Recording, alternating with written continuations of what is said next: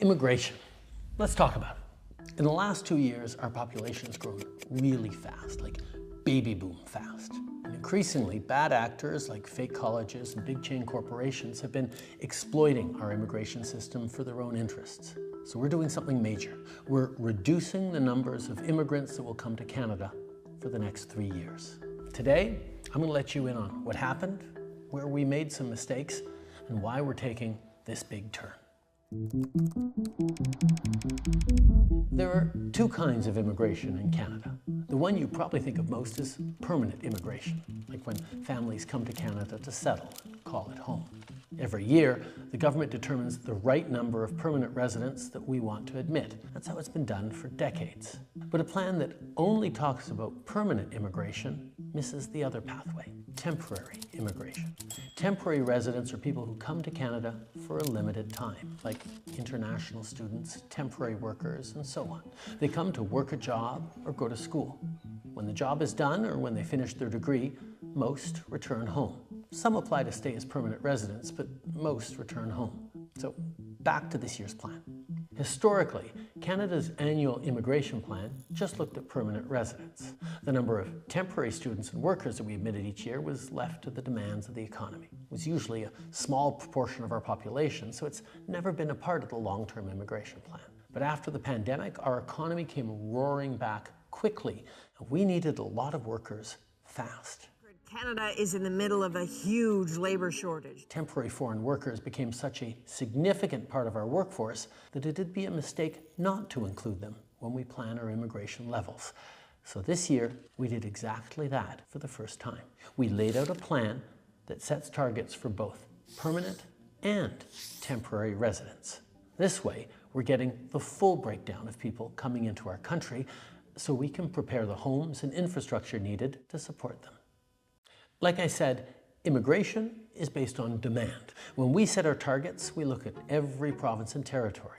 We ask the premiers, what are the gaps in your workforce? Is your population growing or getting older? We field calls from businesses, CEOs, economic experts, all sharing their thoughts on where we should set our targets. We've had a chronic shortage of labor for the last decade. It is the #1 issue of all manufacturers across Canada. So we think there needs to be more, push the pedal to the floor to bring more people into Canada because Ontario is facing a generational labor shortage. 380,000 jobs are going unfilled. It's no surprise that every sector has different wants and needs when it comes to immigration. But after the pandemic, they all came to us with the same message. After 2 years with closed borders, we need more people, more workers, fast. So we brought in more workers, and it was the right choice. It worked. Our economy grew. Restaurants and stores reopened, businesses kept running, but most importantly, in spite of lots of economists' predictions, we avoided the worst-case scenario, a recession. But some saw that as an opportunity to profit, to game the system. We've seen way too many large corporations doing this. The government says the program has been used to get around hiring Canadian workers in some instances. Far too many colleges and universities used international students to raise their bottom line. There are the diploma equivalent of puppy mills that are just churning out diplomas. There is fraud and abuse, and it needs to end. Because they could charge these students tens of thousands of dollars more for the same degree. And then there are really bad actors who outright exploit people, who target vulnerable immigrants with promises of jobs, diplomas, and easy pathways to citizenship, promises that would never come true. Looking back, when the post-pandemic boom cooled and businesses no longer needed the additional labor help, as a federal team, we could have acted quicker and turned off the taps faster. Now, it is time to make the adjustments to stabilize the immigration system that we need and get it working right for Canadians for right now. Immigration is primarily a federal job. We have the levers to rein it in, so we are. This is a big change. A major cut to immigration, reducing permanent immigration levels by at least 20%. A new string of measures to clamp down on temporary immigrants. That means a decrease in international students, temporary foreign workers. Canada's new immigration plan is straightforward. Lower the number of new immigrants coming into Canada, both temporary and permanent.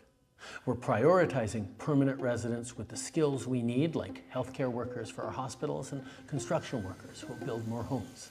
And those temporary residents who are already in Canada, some will apply to stay in Canada as permanent residents. Since they're already here, established and working, the added pressure put on communities is very low.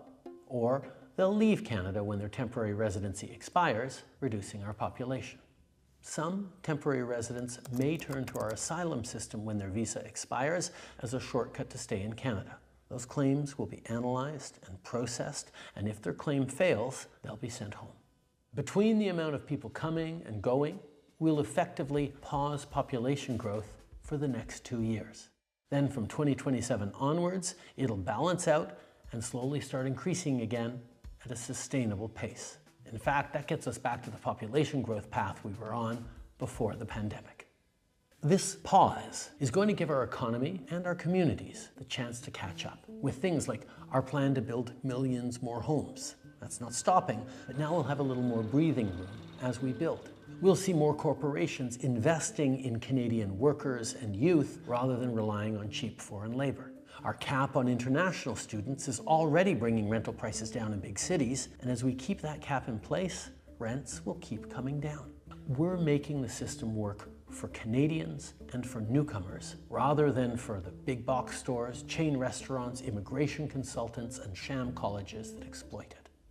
Immigration is a great thing, and we're lucky that so many people dream of coming to our country.